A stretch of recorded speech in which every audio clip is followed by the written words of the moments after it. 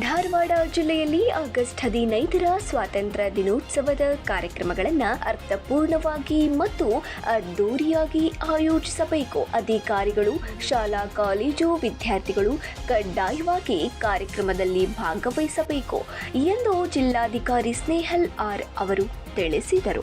ಸಂಜೆಯಂದು ಜಿಲ್ಲಾ ಪಂಚಾಯತ್ ಸಭಾಂಗಣದಲ್ಲಿ ಜರುಗಿದ ಸ್ವಾತಂತ್ರ್ಯ ದಿನಾಚರಣೆಯ ನಿಮಿತ್ತ ಜಿಲ್ಲಾ ಮಟ್ಟದ ಅಧಿಕಾರಿಗಳ ಪೂರ್ವಭಾವಿ ಸಭೆಯ ಅಧ್ಯಕ್ಷತೆಯನ್ನ ವಹಿಸಿ ಮಾತನಾಡಿದ ಅವರು, ಸ್ವಾತಂತ್ರ್ಯ ದಿನಾಚರಣೆ ಹಿಂದಿನ ದಿನವಾದ ಆಗಸ್ಟ್ 14ರಿಂದ ಆಗಸ್ಟ್ 16ರವರೆಗೆ ಎಲ್ಲ ಸರ್ಕಾರಿ ಕಟ್ಟಡಗಳ ಹಾಗೂ ಸಾರ್ವಜನಿಕ ಮುಖ್ಯ ವೃತ್ತಗಳಲ್ಲಿ ಮತ್ತು ಧಾರವಾಡ ನಗರದ ಜುಬ್ಲಿ ಸರ್ಕಲ್, ಕೋರ್ಟ್ ಸರ್ಕಲ್ ಹಾಗೂ ಕಾರ್ಗಿಲ್ ಸ್ತೂಪದಲ್ಲಿ, ಕೆಸಿಡಿ ಕಾಲೇಜು ವೃತ್ತ, ಡೆಪ್ಯೂಟಿ ಚನ್ನಬಸಪ್ಪ ಪ್ರತಿಮೆ, ಕೆಜಿ ಕುಂದಣಗಾರ ಪ್ರತಿಮೆ ಹತ್ತಿರದ ವೃತ್ತದಲ್ಲಿ ದೀಪಾಲಂಕಾರ ಮಾಡಲಾಗುವುದು ಎಂದು ತಿಳಿಸಿದರು. ಧಾರವಾಡ ಜಿಲ್ಲೆಯ ಎಲ್ಲ ಸರ್ಕಾರಿ ನೌಕರರು ಜಿಲ್ಲಾ ಕ್ರೀಡಾಂಗಣದಲ್ಲಿ ಕಡ್ಡಾಯವಾಗಿ ಹಾಜರಿರುವಂತೆ ಆಯಾ ಇಲಾಖೆಯ ಅಧಿಕಾರಿಗಳು ಸೂಚಿಸಬೇಕು.